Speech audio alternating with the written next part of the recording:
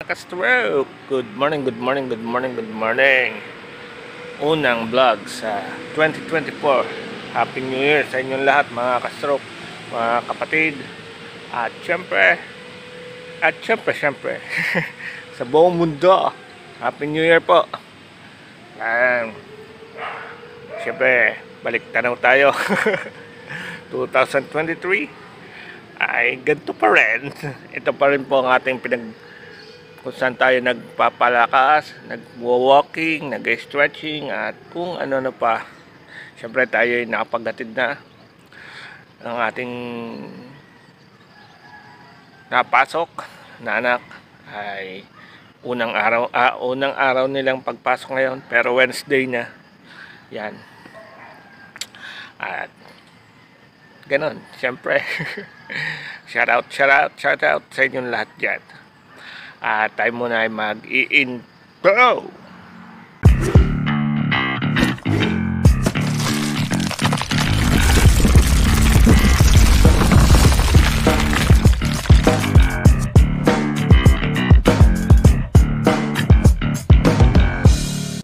Yan, stroke. Dito lang tayo at medyo may pagyata. Malamig. Pero time check natin ay 6:23 na ng umaga. Yan. Siyempre, ganto. Hindi tayo mag-ano ngayon. Hindi tayo mag-stretching. Hindi natin pupersahin ang ating katawan. Dahil tayo po ay magpapahilot mamaya. Yung mga isa siya sa mga naghihilot ng stroke at para mapagaan ang ating affected. May iba kasi ay mabibigat pa ang affected at saka matitigas. Ako naman po, hindi na siya mabigat pero dado pa yung paninigas. Yun po ang gusto kong mabawasan. Kahit mabawasan siya ng mga 70% ng paninigas dahil kasi po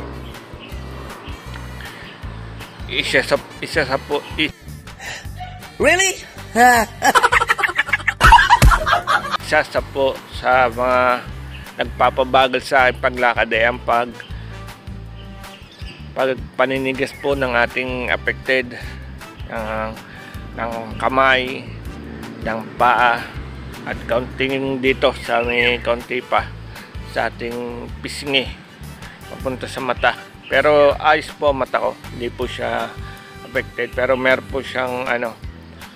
siyang tawag doon, ngimay o maymay na tinatawag nila. Sadya, yun ang po ang tawag. May ngimay po siya, kaya medyo naiirita tayo pagka ganun ang pakaramdam. Pero dati po, sobrang irita ako. Ngayon ay ayos na, kaya na. Dahil almost 3 years na naman tayong nakipaglaban sa ating sakit na stroke. At para manumbalik. Hindi naman natin masabing 100%, pero yung makuha natin yung 90% ay napakaganda na mga stroke. Yan. Lamig. Nilalamig tayo mga kasarok dahil hindi naman tayo mamaya agahan natin ng ligo, syempre para baka biglang dumating na ang maghilot sa atin ayoy tapos hindi natin alam kung ilang araw tayong hindi pwedeng lumigo. At syempre siya lang po makapagsabi sa atin kung anong dapat gawin. Konti lang. Masama, hindi naman po masama ang tawag doon, yung bigyan natin bawat isa kung ano po yung nararapat sa ating paggaling, kung ano po ang dapat nating gawin, syempre. Pero yung pag-exercise hindi po mawawala yun, syempre, dahil yun po ang isa sa mga nagpaganda at nakapaglakad tayo at medyo naiglaw na natin ang ating affected. Hindi na siya, wala lang siya sa focus mga ka-stroke, kundi anong tawag doon yang, pero naiglaw ko na siya, naitulong na sa mga kaunting mambagay, nakakatulong na ang ating right affected natin. Yan. Usok ba o silab? Parang silab. Hindi natin alam kung may silab ba o may usok mga ka-stroke. Siyempre dito muna tayo sa court saan tayo nagsimulang mag-exercise. Yan, dito lang tayo lagi. 2024 na po, kaya kung hindi naman tayo kasi isugolaki noon tsaka nagpapayat tayo nakinig, nito mangyayari. Pero nangyari na, binigyan tayo ng inutog lang tayo ni God para malaman natin na mali na yung ating ginagawa. Kaya tuloy lang tayo mga stroke. Hindi naman ito ibibigay ni God kung hindi natin kaya. Kaya chill lang tayo. Huwag tayo maging depressed dahil yung ibang ginagawa nila ay nagmumukmuk. Walang magagawa ang pagmumukmuk mga ka-stroke. Wala ding may dulot. Kailangan natin lumabas at ipakita na sa tao na kaya natin. Hindi porke na-stroke tayo tatago tayo, nahihiya na tayo. Hindi.